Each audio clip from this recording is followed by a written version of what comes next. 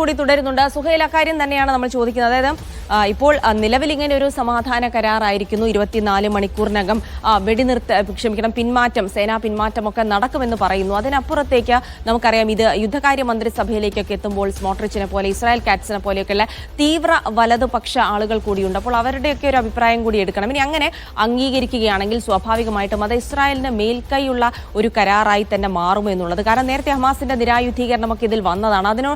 അത്തരം കാര്യങ്ങളൊക്കെ ഈ കരാറിൽ എങ്ങനെ വരുന്നുണ്ട്? അപ്പോൾ ഇനി വരുന്ന കൂടുതൽ ചർച്ചകൾ ഇക്കാര്യത്തിൽ ഉണ്ടാകുമോ? അപ്പോൾ ഗസയുടെ ഭാവി നിലവിൽ എങ്ങനെയാണ് ഈ കരാറുമായി ബന്ധപ്പെട്ട് അത് പുനർനിർവചിക്കപ്പെട്ടിരിക്കുന്നത്? സുഹൈൽ, ഇപ്പോൾ ഹമാസിന്റെ ഇക്കാര്യത്തിലുള്ള ഔദ്യോഗികമായുള്ള പ്രതികരണം നമ്മൾ നോക്കുമ്പോൾ 3-4 പോയിന്റുകളിലാണ് അവർ ഊന്നിയിട്ടുള്ളത്. അതിൽ ഏറ്റവും പ്രധാനപ്പെട്ട ഒരു കാര്യം എന്ന് പറയുന്നത് ആദ്യത്തെ പാരഗ്രാഫിൽ തന്നെ എന്താണ് ഇപ്പോൾ വെടിനിർത്തലിന്റെ ആദ്യ ഘട്ടത്തിൽ തീരുമാനമായിരിക്കുന്നത് എന്നതിനെ കുറിച്ചുള്ള ചില സൂചനകൾ അവിടെ നമുക്ക് ലഭിക്കും. ഒന്ന്, ബന്ദികളെ സ്വാഭാവികമായും വിട്ടു നൽകണം. അതിന് പകരമായി 4 കാര്യങ്ങളാണ് ഹമാസ് പറയുന്നത്. ഒന്ന്, യുദ്ധം പൂർണ്ണമായും അവസാനിപ്പിക്കണം. രണ്ടാമത്തെ കാര്യം എന്ന് പറയുന്നത് ഇസ്രായേൽ സേന പൂർണ്ണമായും ഗസയിൽ നിന്ന് പിൻവാങ്ങണം. മൂന്നാമത്തേത്, സഹായങ്ങൾ ഒരു നിയന്ത്രണങ്ങളുമില്ലാതെ ഗസയിലേക്ക് വരണം. നാലാമത്തെ കാര്യം, പലസ്തീൻ തടവുകാർ, അത് ഹമാസ് ചില ആളുകളെ പട്ടിക കൈമാറിയിട്ടുണ്ട്. ആ പട്ടികയിൽ ഉള്ളവരെ പോലെ തന്നെ തിരിച്ചു കൊണ്ടുവരണം. ഇത്രയും 4 കാര്യങ്ങളാണ് ഒന്നാമത്തെ പാരഗ്രാഫിൽ ഹമാസ് അവരുടെ ഈ ഒരു കരാർ യാഥാർത്ഥ്യമായതിനു ശേഷം, ഒന്നാം ഘട്ടം യാഥാർത്ഥ്യമായതിനു ശേഷം ഔദ്യോഗികമായി അവരുടെ ടെലഗ്രാം ചാനലുകളിൽ പുറത്തുവിട്ട കുറിപ്പിൽ അവർ പറയുന്നത്. രണ്ടാമത്തെ പാരഗ്രാഫിൽ അവർ ഡൊണാൾഡ് ട്രംപിനെ ഔദ്യോഗികമായി തന്നെ അഭിനന്ദിക്കുന്നു എന്നുള്ളതാണ്. സ്വാഭാവികമായി അടുത്ത കാലത്തൊന്നും നമ്മൾ കാണാത്തൊരു കാര്യമാണ്. അമേരിക്കയും അതേപോലെ തന്നെ അമേരിക്കയുടെ കൂട്ടാളികളും ഇസ്രായേലിന്റെ കൂടെയാണ് നിൽക്കുന്നത് എന്ന നെഗറ്റീവായിരുന്നു കുറെ കാലങ്ങളായി ഹമാസ് ഉന്നയിച്ചിരുന്നെങ്കിൽ ഇത് ആദ്യമായി തന്നെ എന്ന് നമുക്ക് വേണമെങ്കിൽ പറയാം. പൂർണ്ണമായും ഈ ഒരു ശ്രമങ്ങൾക്ക് നേതൃത്വം നൽകിയ ഡൊണാൾഡ് ട്രംപിനെ, US പ്രസിഡന്റിനെ ഈ ഹമാസിന്റെ വാർത്താക്കുറിപ്പിൽ അവർ അഭിനന്ദിക്കുന്നു. ഒപ്പം ഖത്തറിനെയും ഈജിപ്തിനെയും തുർക്കിയെയും എല്ലാം ഈ അഭിനന്ദിക്കുന്നു. പക്ഷേ മൂന്നാമത്തെ പാരഗ്രാഫിലേക്ക് വരികയാണെങ്കിൽ ഈ രാജ്യങ്ങളെല്ലാം, പ്രത്യേകിച്ചും അമേരിക്കൻ പ്രസിഡന്റ് ഡൊണാൾഡ് ട്രംപ് ഈ ഒരു ഒന്നാം ഘട്ട വെടിനിർത്തലിലെ ബന്ദികൾ വിട്ടു നൽകിയാൽ അതിന് പകരമായി ചെയ്യാനുള്ള പല കാര്യങ്ങളും ആ കരാറിലുണ്ട്. ആ കരാറിൽ നടപ്പിലാക്കും എന്നതിനൊരു അഷുറൻസ്, ഒരു ഗ്യാരണ്ടി വേണം. അത് ഈ രാജ്യങ്ങളാണ് ഉറപ്പാക്കേണ്ടത് എന്ന് കൃത്യമായി തന്നെ പറയുന്നു.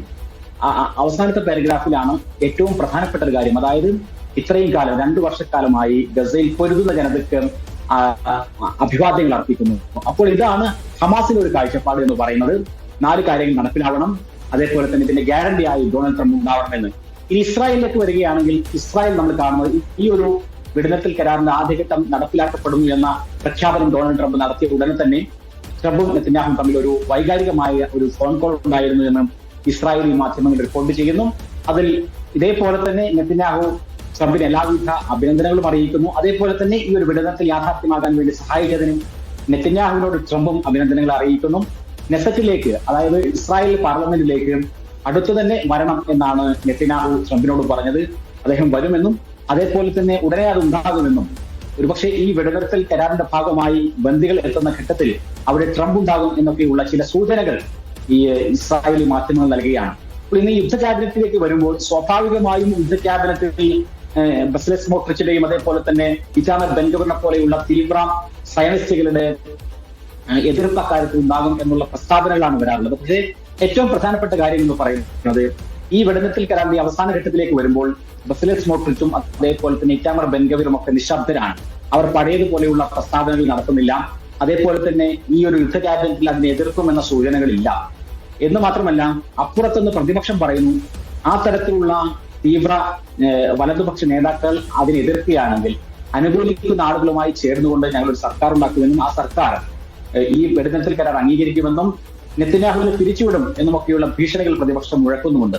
അതുകൊണ്ട് തന്നെ ഇറ്റാമർ ബെൻഗവിറോ, ബസലേൽ സ്മോട്രിച്ചോ പോലെയുള്ള തീവ്ര വലതുപക്ഷ മന്ത്രിമാരുടെ ഒരു എതിർപ്പ് കൊണ്ട് ഈ കരാർ യാഥാർത്ഥ്യമാകാതിരിക്കാൻ സാധ്യതയില്ല. ഇന്ന് തന്നെ, വ്യാഴാഴ്ച തന്നെ ഈ ഒരു വെടിനിർത്തൽ കരാറിൽ ഇസ്രായേൽ യുദ്ധ ക്യാബിനറ്റ് വോട്ടിനിടും. സ്വാഭാവികമായും അത് വിജയിക്കും എന്ന് തന്നെയാണ് നമ്മൾ മനസ്സിലാക്കുന്നത്.